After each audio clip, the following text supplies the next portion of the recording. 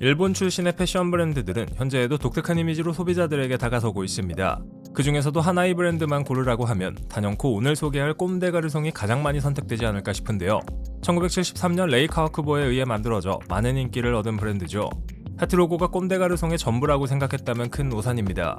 과연 꼼데 가르송의 숨은 역사와 재미있는 사실들은 무엇이 있을까요? 꼼데 가르송이라는 단어는 프랑스어로 소년들처럼이라는 뜻을 가지고 있는데, 이 이름은 프랑스의 가수 프랑스와즈 아르디의 노래인 뚜레 가르송 에 르필레의 가사로부터 따왔습니다. 창립자 레이 카와쿠보는 그냥 이 가사 부분이 듣기 좋아서 브랜드 이름으로 사용했다고 하죠. 우리나라에서도 심장이 바운스 두근데 들킬까봐 겁나라는 패션 브랜드가 탄생하게 될지는 의문입니다.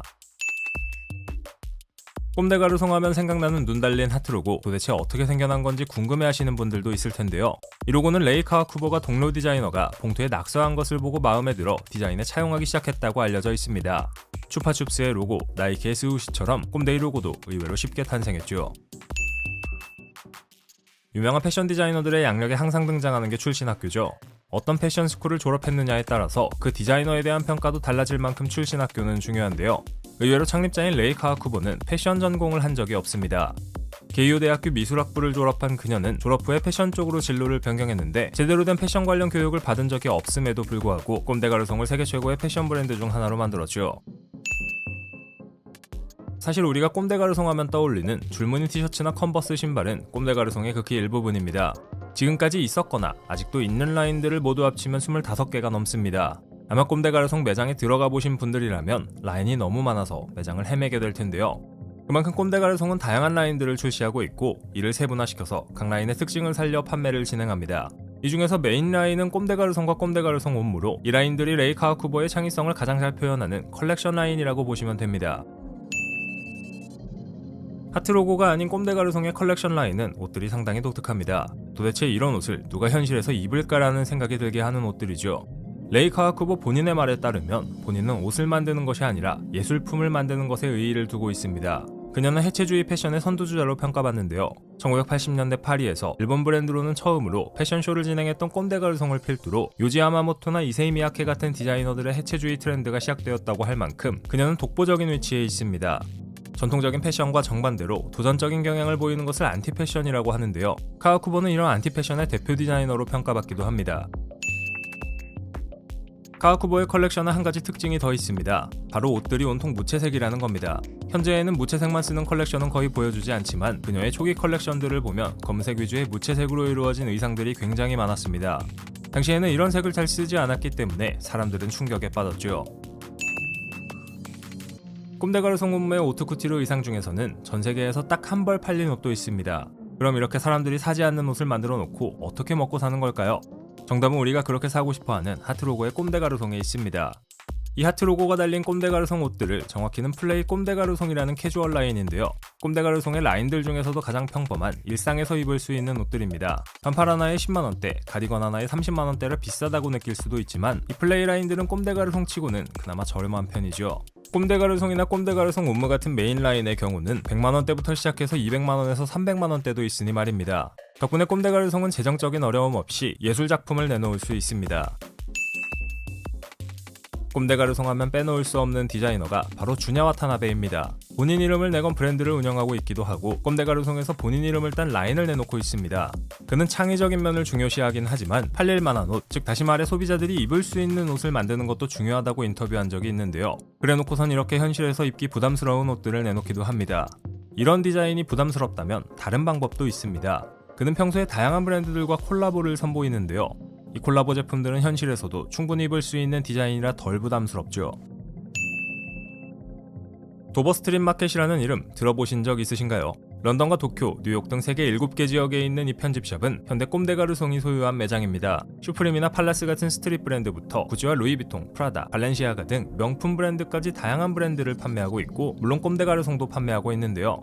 세상 힙한 아이템이 한가득이니 살 게 없더라도 구경하러 가는 것도 나쁘지 않은 선택입니다.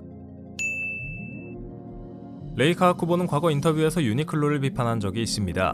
유니클로가 저가의 스파 브랜드인 것에 대해 싸다고 다 좋은 것은 아니며 비싼 물건은 그만큼 노력이 들어가 있기 때문에 그 가격이다라는 말을 했습니다.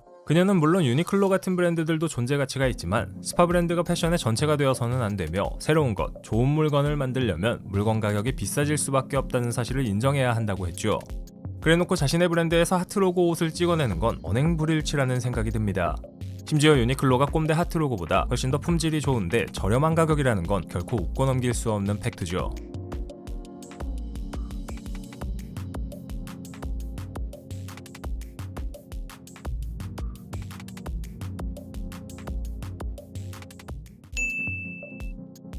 일본 여행 가면 꼭 구매해야 하는 선물 리스트가 몇 개 있습니다. 가죽이 아닌 플라스틱으로 만들어진 독특한 바오바오나 자글자글 칼주름으로 유명한 플리츠 플리즈 같은 제품들이죠. 놀랍게도 이 브랜드들은 모두 하나의 브랜드로부터 탄생했는데 바로 일본의 디자이너 브랜드 이세이 미야케입니다. 같은 이름을 가진 창립자가 만든 이세이 미야케는 과거에는 스티브 잡스의 터틀넥을 만드는 브랜드로 지금은 과감하고 시대를 앞서가는 디자인을 내놓는 브랜드로 유명하죠. 과연 이세이 미야케의 숨은 역사와 재미있는 사실들은 무엇이 있을까요? 이세이 미야케, 본명 미야케 카즈마루는 1938년 일본 히로시마에서 태어났습니다. 자신이 살던 도시에 핵폭탄이 떨어지는 등의 부정적인 경험을 하면서 그는 자신만의 작품을 통해 기쁨이나 자유, 아름다움 같은 긍정적인 감정을 표현하고 싶어 했습니다. 원래 현실이 시궁창이면 다른 무언가로 이상을 표현하고 싶어 하죠. 더 멋지고 아름다운 디자인을 위해 이세이 미야케는 패션의 도시인 파리로 유학을 떠납니다. 이세이 미야케는 기라롯이나 지방시 같은 브랜드에서 견습생으로 경험을 쌓고 일본으로 돌아와 1970년 자신의 이름을 건 브랜드를 시작하게 되었죠. 미야케는 패션보다는 시대를 초월한 디자인을 만들고 싶었습니다. 그는 자신이 할 수 있는 최선의 디자인이 트렌드를 따라가지 않는 디자인이라고 생각했습니다. 그러기 위해서는 사람 몸의 움직임과 형태에 초점을 맞추어 옷을 디자인해야 한다는 사실을 깨닫게 됩니다. 이런 이유로 그는 전문 모델이 아닌 인체의 움직임을 더 잘 보여주는 댄서들을 모델로 반복적으로 썼습니다. 영원한 디자인을 탄생시키기 위해 일본의 화지와 등나무를 포함한 재료와 직물들을 실험하면서 현재 이세이 미야케 하면 떠오르는 그 디자인들의 기초를 다지게 됩니다. 오늘날 이세이 미야케에서 가장 상징적인 제품은 종이접기 기술을 기반으로 한 기하학적 패턴의 바오바오 백입니다. 매우 인기가 많아서 매장에서 절대 찾아볼 수 없을 정도로 품절이 빠르다는 이 가방도 이세이 미야케의 작품이죠. 삼각형 무늬에 플라스틱을 결합해 이어붙인 가방으로 가방에 어떤 물건을 넣느냐에 따라 가방의 형태가 바뀌는데요. 일반적인 가방과는 다른 이세이 미야케만의 느낌이 잘 살아있고 가격도 상대적으로 합리적인 편이기에 국내에서도 많은 인기를 얻고 있습니다. 이세이 미야케가 생각했던 건 혁명이었습니다. 청바지와 티셔츠는 불편한 옷을 입던 사람들에게 편안한 의복 생활을 선사했죠. 이런 청바지와 티셔츠처럼 이세이 미야케도 역사에 길이 남을 멋진 디자인을 만들고 싶어 했습니다. 입었을 때 편하면서 멋지기까지 한 옷이 그의 머리에서 그려졌죠. 그 옷을 만들기 위해 그가 가장 먼저 해야 했던 건 바로 옷에 어울리는 소재를 만드는 것이었습니다. 일본의 전통적인 염색 방식을 새로운 소재에 적용시킬 수 있다면 가장 좋겠다고 생각해서 여러 재료의 테스트를 해보기 시작했는데요. 그 결과 탄생한 게 주름 잡힌 폴리에스테르로 오늘날 이세이 미야케를 대표한다고 해도 과언이 아닌 소재입니다. 이세이 미야케는 이 소재를 활용해 1993년 일본 전통의상에서 착안한 한 장의 천으로 만든 혁신적인 여성복을 선보였습니다. 누구나 편하게 그리고 자유롭게 입을 수 있는 옷을 만들고자 했는데요. 이 브랜드가 바로 플리츠 플리즈입니다. 세밀한 주름이 있어 체형과 관계없이 편하게 입을 수 있는 옷으로 세계적으로 큰 사랑을 받았죠.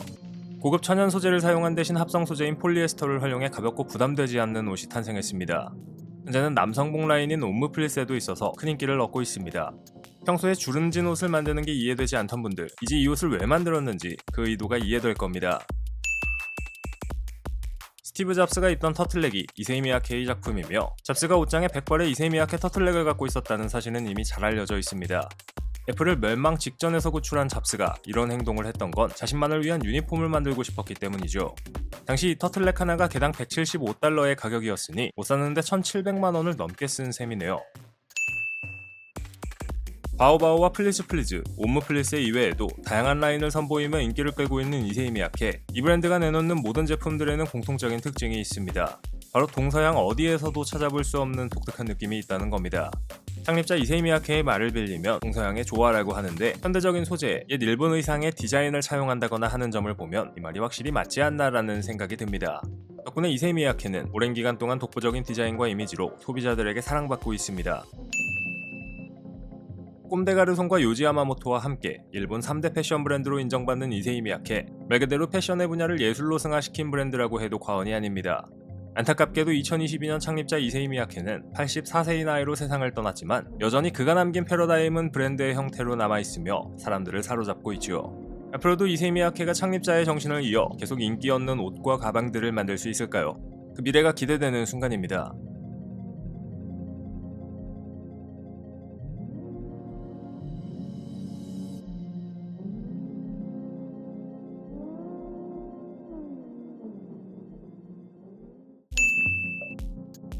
패션 디자이너 요지 야마모토는 의류 브랜드로도 유명하지만 직접 음반을 제작하는 걸로도 유명합니다. 기타랑 하모니카를 연주할 수 있고 자신의 패션쇼의 세일 음악을 직접 만드는 걸로도 유명하죠. 이 정도면 다재다능 아닌가요?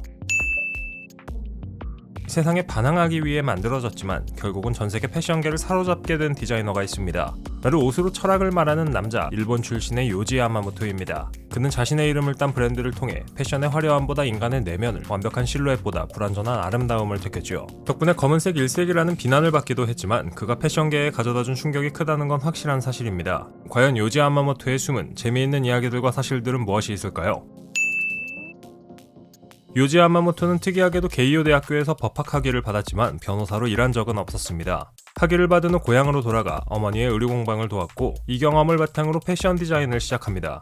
그렇게 그의 인생은 전혀 새로운 방향으로 흘러가기 시작했습니다. 프랑스로 떠나 패션 공부를 하기로 결정했죠. 수많은 패션 디자이너들의 전공이 패션과 전혀 상관없는 것처럼 요지 야마모토도 새로운 직업을 찾아 떠난 겁니다. 그의 디자이너로서의 운명은 파리에서 완성되었습니다. 분카 패션 컬리지에서 뛰어난 성과로 처음 파리를 방문하게 되었고 그 경험이 그의 인생을 바꾸어 놓았죠. 이후 그는 꼼데가르송의 레이가와 쿠버와 함께 유럽 패션계가 만들어온 기존의 틀에 맞서는 아시아의 새로운 해답이 되었습니다. 이전까지는 일상의 패션에서 자주 사용되지 않았던 검은색을 자유자재로 사용하면서 전위적인 패션의 선두주자가 되었죠. 요지 야마모토의 첫 브랜드 이름 원래는 Y였다는 사실을 알고 계시나요? 안타깝게도 그 이름은 법적인 문제로 상표로 등록할 수 없었는데요. 결국 그는 자신의 이름을 그대로 내세워 요지 야마모토라는 브랜드로 세상에 나오게 되었습니다. 아이러니하게도 그 단순한 선택이 훗날 전세계 패션계의 가장 강렬한 이름 중 하나가 되었죠. 요지는 스스로를 패션 디자이너가 아니라 반패션 디자이너라고 표현하곤 합니다. 그는 아름다움보다 진실을, 트렌드보다 시간의 흐름을 더 중요하게 여긴다고 말하죠. 그래서 그의 옷은 항상 검은색이고 불완전한 듯 보이지만 그 안에 인간적인 온기가 있습니다. 그의 철학은 단순히 옷이 아닌 삶의 태도에 더 가깝죠. 또한 요지는 런웨이보다 길거리에서 더 큰 영감을 받는다고 말합니다. 실제로 그는 패션쇼 준비 중에도 종종 도쿄의 신주쿠 거리를 혼자 걸으며 지나가는 사람들의 옷차림을 관찰한다고 하죠. 그는 패션은 런웨이에 있지 않다. 그것은 언제나 사람 속에 있다고 말한 적이 있습니다. 그에게 옷은 예술이 아니라 사람과 사람을 이어주는 대화였는데요. 여전히 그는 거리에서 영감을 얻으며 우리가 본 적 없는 새로운 의상들을 선보이기 위해 노력하고 있습니다. 영화와 패션은 밀접하게 관련되어 있습니다. 티파니에서 아침몰의 위베르드 지방시, 대5원소의 장폴 고티에, 그리고 위대한 개츠비의 미우치아 프라다까지 많은 디자이너들이 영화에서 자신의 감각을 보여주려 노력했죠. 요지 야마모토도 예외는 아닌데요. 그는 빈 벤더스의 영화 이 세상 끝까지의 의상을 직접 디자인했을 뿐 아니라 기타노 다케시 감독의 영화 돌스와 브라더, 자토이치의 의상도 맡았습니다. 영화 속에서도 런웨이 위에서도 요지는 늘 자신만의 감각으로 옷이 이야기를 말하게 했습니다. 아마 요지 야마모토 하면 많은 분들이 아디다스와의 협업을 떠올릴 겁니다. 2002년 최초로 등장한 Y3는 순식간에 유명세를 타면서 인기를 얻었죠. 협업의 달인으로 불리는 요지 야마모토의 파트너십 역사에는 놀라운 이름도 등장하는데요. 바로 람보르기니입니다. 요지는 아벤타도르를 직접 옷 입히듯 디자인했고 그와 함께 한정판 캡슐 컬렉션까지 선보였습니다. 패션 디자이너가 슈퍼카를 스타일링했다니 그야말로 속도와 스타일의 만남이라 할 만하죠. 이뿐만 아니라 Y3 라인은 영국의 버진 갤럭틱과 협업해 우주복을 디자인하기도 했습니다. 이 정도면 협업에 한계가 없는 것 같네요.